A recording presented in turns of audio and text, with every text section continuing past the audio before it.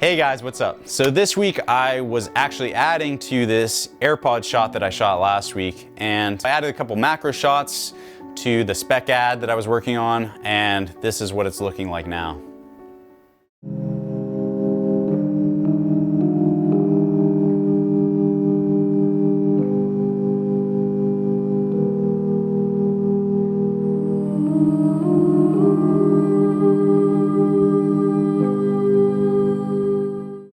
So in the other shot, the light is overhead of the product.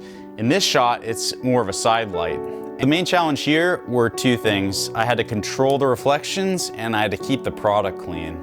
To control the reflections, I used a large black card opposite of the key light, and that just was like a big broad surface that would not be reflecting stuff from the other side opposite of the light.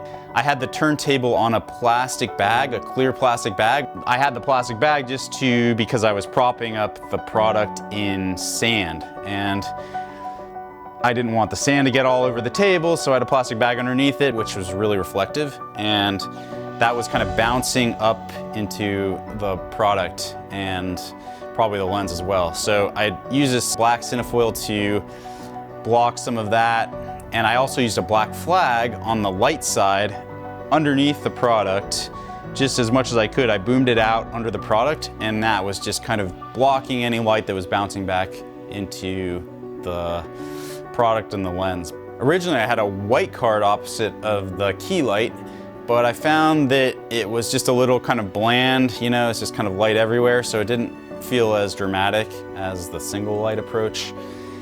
For the light, I used a small softbox on a Joker 800 with a single baffle, and didn't have the grid this week. Last week I used a grid to control the direction.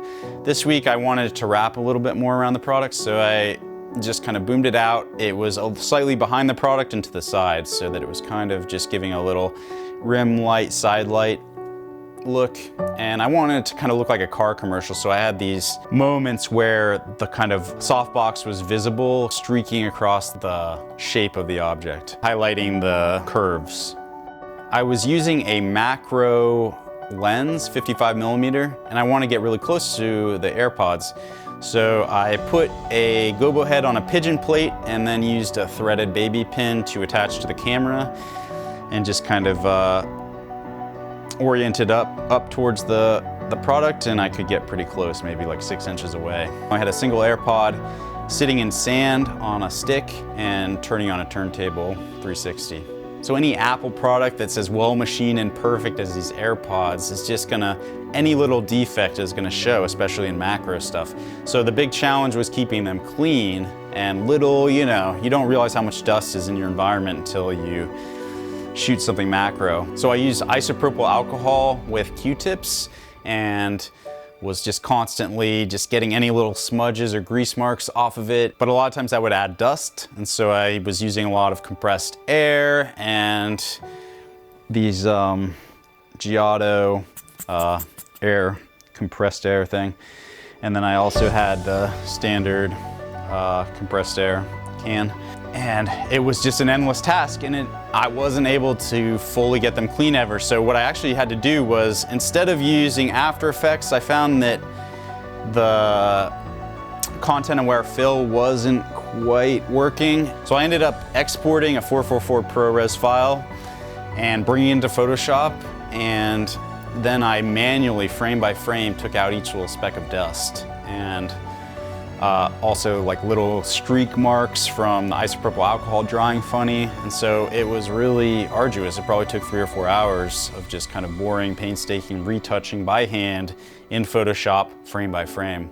But anyway, I brought that back into Premiere and also had to kill a dead pixel, so it was a little bit painstaking, the post process, but that's what you have to do to get it to look right. So anyway, here's the final product.